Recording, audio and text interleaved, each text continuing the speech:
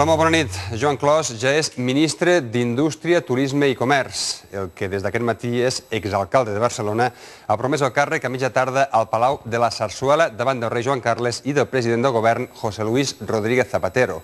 Ha estat un acte una mica accidentat, perquè Joan Clos s'ha equivocat de ministeri a l'hora de prometre el càrrec. Ha estat, de fet, l'anècdota de la tarda al Palau de la Sarsuela. Aquí tenen Joan Clos a la cerimònia. Prometo, por mi conciencia y honor, cumplir fielmente las obligaciones del cargo de Ministro de Justicia, Turismo y Comercio, con lealtad al Rey y guardar y hacer guardar la Constitución como norma. Fixin-se en les cares del rei i sobretot del ministre de Justícia que esbossen una rialla. Zapatero també fa una petita rialla. El rei sembla no haver-se adonat del lapsus del nou ministre i serà Rodríguez Zapatero, ara veuran, quan acompanya el monarca cap a l'altre costat de la sala i li explica aquesta petita anècdota que hi ha hagut just quan anaven a buscar Joan Clos per felicitar-lo per nou càrrec. Per cert, que Clos tampoc és conscient del que ha fet. Són el rei Zapatero els que li expliquen. Clos es demana disculpes i fins i tot bromeja amb el veritable titular de la cartera de Justícia, dient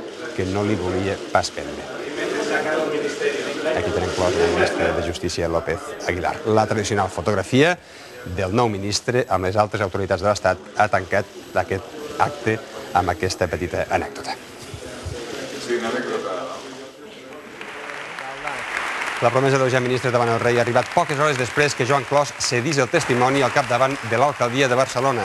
Jordi Hereu ha rebut la vara de mans de Clos després de l'aprovació del ple. El nou alcalde ha rebut el suport del seu partit, del Partit dels Socialistes de Catalunya i d'Esquerra Republicana i Iniciativa per Catalunya, socis ja en el govern municipal.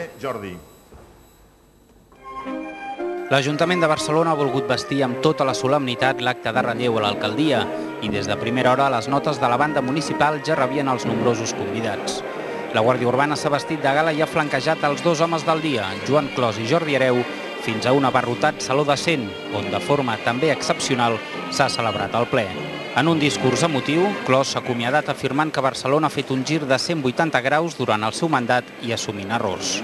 Demano disculpes als errors comesos, que n'hi han hagut, però he de dir que he intentat treballar amb la màxima convicció per defensar un model de Barcelona que pugui suportar els temps que vivim. En el ple següent, Hereu ha estat elegit alcalde. Jordi Hereu i Boé. El successor de Clos s'ha compromès a millorar el benestar de la gent des de la proximitat i el diàleg. Jo m'imagino una Barcelona capaç de saber casar el progrés econòmic global amb el progrés i el benestar personal de tots i cada un dels que hi viuen. I procuraré fer-ho escoltant, baixant a peu de carrer al costat de les persones, dels problemes de la gent.